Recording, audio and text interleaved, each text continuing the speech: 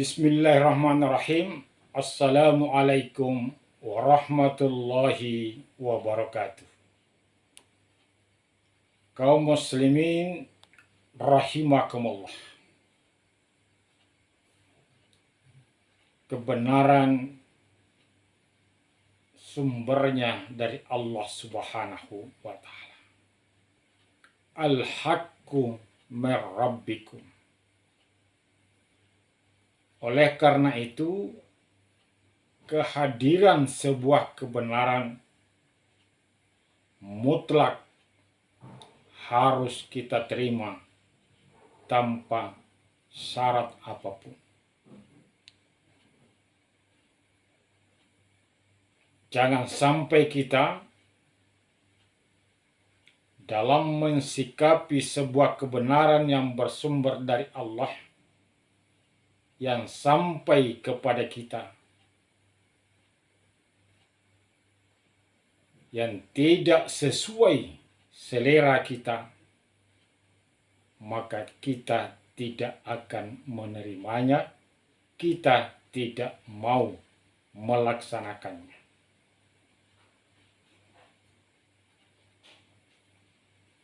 Udkhulu fis silmi kafah. Islam sebagai sebuah kebenaran harus kita terima secara totalitas. Masuklah ke dalam Islam secara kafah, secara totalitas. Demikian perintah Allah Subhanahu wa taala di dalam Al-Quran. Jangan sampai kita seperti orang dahulu. Jika sampai kebenaran kepada mereka yang tidak sesuai dengan seleranya, tidak sesuai dengan keinginannya, mereka malah menyombongkan diri kepada pembawa kebenaran dan tidak menerima kebenaran, bahkan mendustakan kehadiran kebenaran itu. Sehingga mereka melakukan sesuatu kepada pembawa kebenaran itu dengan membunuhnya. Demikian yang ditegaskan oleh Allah Subhanahu wa taala di dalam Al-Quran surah Al-Baqarah ayat 187, bahwa di sana Allah menggambarkan bahwa setiap ada rasul yang datang kepada mereka yang tidak sesuai dengan keinginan mereka, mereka selalu menyombongkan diri dan mendustakan pembawa kebenaran, mendustakan kebenaran itu, bahkan membunuh pembawa kebenaran itu. Jadi jangan sampai kita mewarisi sikap dan perilaku umat-umat terdahulu yang selalu mengabaikan kebenaran, mendustakan kebenaran, bila mana kebenaran itu tidak sesuai dengan selera dan keinginannya. Apa akibatnya kalau kita tidak menerima atau menolak kebenaran itu? Rasulullah Shallallahu Alaihi Wasallam pernah bersabda bahwa aku tinggalkan dua perkara, kata Rasulullah, yang apabila kamu berpegang teguh kepada dua perkara itu, maka kamu tidak akan tersesat selama-lamanya. Yaitu sunnatullah atau kitab Allah wa sunnat Rasul. Kitab Allah dan sunnah Rasul. Yaitu tidak lain Al-Quran dan hadis Rasulullah Shallallahu Alaihi Wasallam. Al-Quran dan Sunnah Rasulullah Shallallahu Alaihi Wasallam adalah sebuah kebenaran yang bersumber dari Allah Subhanahu wa Ta'ala. Apabila Al-Quran dan Sunnah itu sampai kepada kita, kemudian kita tidak menerimanya, tidak mengamalkannya, tidak melaksanakannya, maka kita akan tersesat selama-lamanya.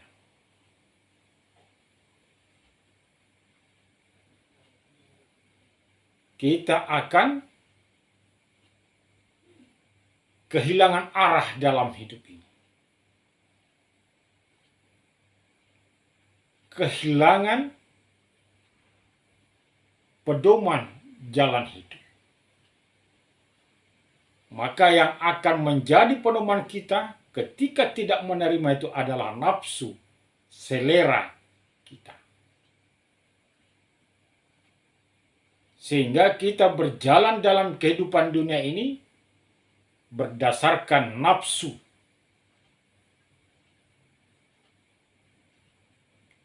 Sehingga merajalelalah kejahatan pelanggaran di tengah-tengah kehidupan kita.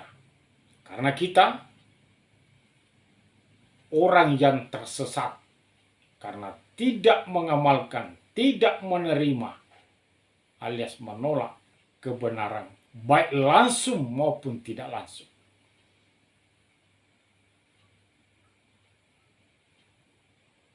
Itu akibat kalau kita menolak kebenaran menurut Rasulullah SAW, kita akan tersesat selama-lamanya.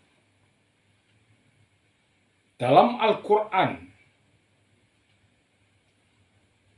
dalam surah Al-An'am, ayat 110 di sana, Allah menegaskan bahwa jika kita menolak kebenaran, maka Allah akan memalingkan afidatahum, hati kita, mereka, wa absarahum, dan memalingkan pandangan mereka, sebagaimana mereka dahulu sebelum mengimani Al-Quran.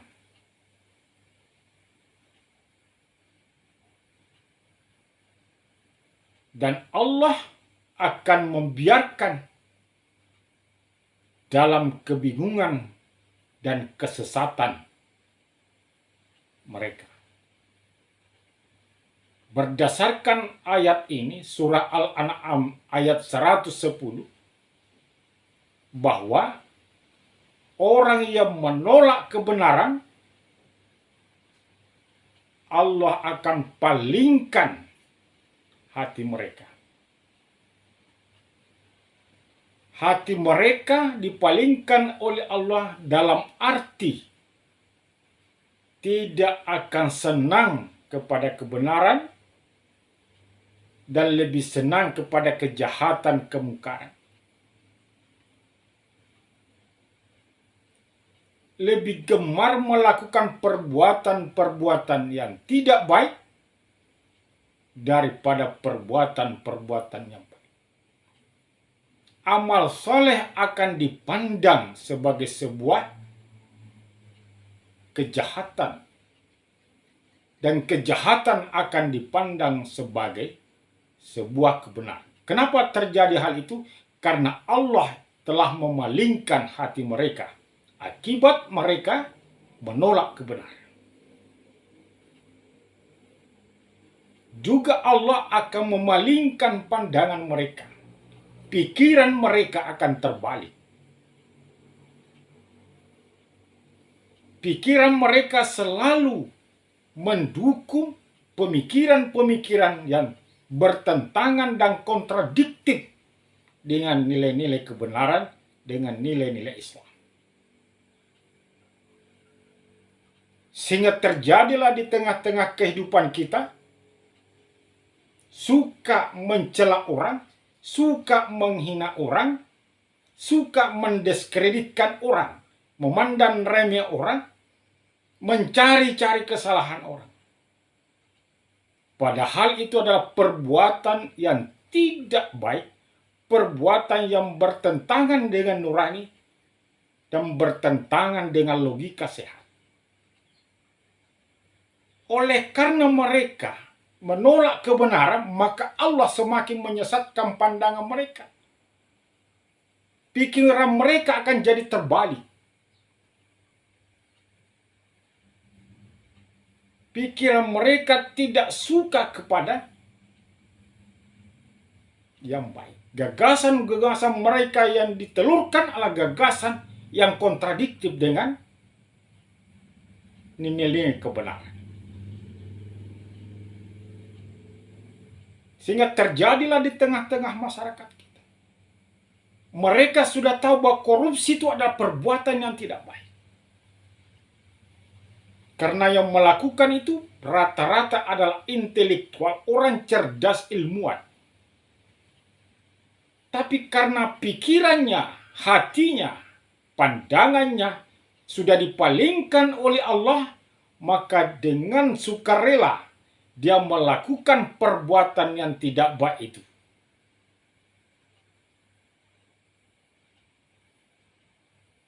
Berzina itu adalah nyata-nyata tidak baik. Ditahu persis bahwa itu tidak baik. Tapi mengapa mereka melakukan itu? Karena dia menolak kebenaran. Allah mengatakan, la taqrabuz zina, jangan dekati. Karena dia tidak percaya dengan ayat itu, menolak ayat itu, sehingga Allah palingkan dia, palingkan pandangannya, palingkan hatinya. Akhirnya dia senang kepada perbuatan zina yang nyata-nyata diharamkan oleh Allah Subhanahu wa ta'ala. Dan dalam ayat tersebut, dalam surah Al-An'am ayat 110, Allah menegaskan kembali, Allah akan membiarkan mereka bingung dan dalam kesesatannya sebagai akibat daripada menolak kebenaran itu. Termasuk orang-orang fasik itu adalah orang-orang yang menolak kebenaran.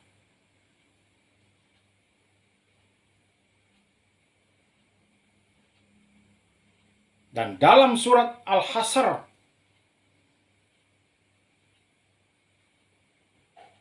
di sana Allah kembali menegaskan, maka ketika mereka menolak kebenaran, maka Allah akan memalingkan hati mereka dan tidak akan memberi petunjuk kepada kaum yang fasik. Artinya orang yang menolak kebenaran termasuk di dalamnya adalah orang-orang fasik. Orang yang percaya kepada Allah tetapi tidak menjalankan ajaran Allah, termasuk golongan orang yang menolak kebenaran. Dan Allah akan memalingkan hati mereka dan tidak akan memberi petunjuk kepada orang yang fasik. Demikian penegasan Allah dalam surah Al-Hasr ayat 7. Inilah yang kita takutkan dalam kehidupan kita apabila kita menolak kebenaran.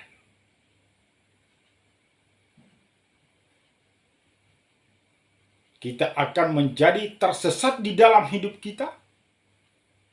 Pikiran kita akan terbalik, hati kita akan terbalik, suka kepada kejahatan, tapi tidak suka kepada kebenaran.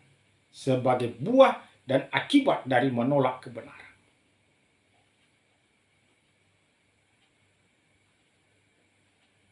Oleh karena itu, marilah kita menerima kebenaran itu secara totalitas mutlak dan berusaha semaksimal kemampuan kita untuk menerima dan menjalankan kebenaran itu.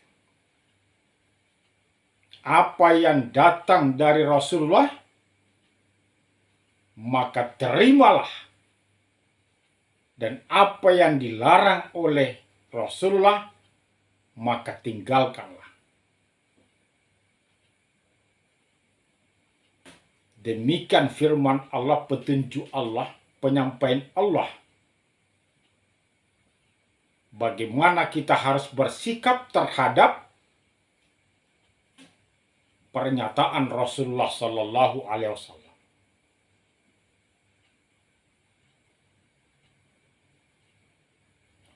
Rasulullah sudah menyatakan, kalau kita tidak berpegang teguh pada Al-Quran dan Sunnah Rasulullah, maka kita akan tersesat selama-lamanya.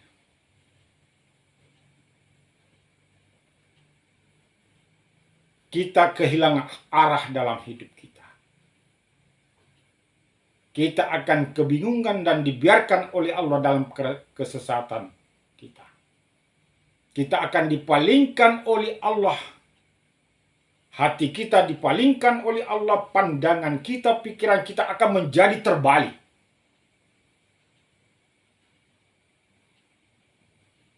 Oleh karena itu, tidak boleh tidak kebenaran itu. Kehadirannya harus kita terima, dijalankan, dan dilaksanakan. Sebab kalau tidak, maka Allah akan membiarkan kita kebingungan dalam kesesatan. Dan kita akan tetap dalam keadaan suka kepada kejahatan, tidak suka kepada kebajikan. Lebih suka kepada kemungkaran daripada kemaslahatan. Olehnya itu, marilah kita dengan penuh kesadaran udhulu fisilmi kafah. Marilah kita terima Islam itu sebagai sebuah kebenaran secara totalitas, secara kafah, dan berusaha mengamalkannya sesuai kemampuan kita. Agar kita terhindar dari kesesatan, terhindar dari perilaku-perilaku yang tidak terpuji. Demikian, semoga ada manfaatnya. Wabillahi taufik wal hidayah. Wassalamualaikum warahmatullahi wabarakatuh.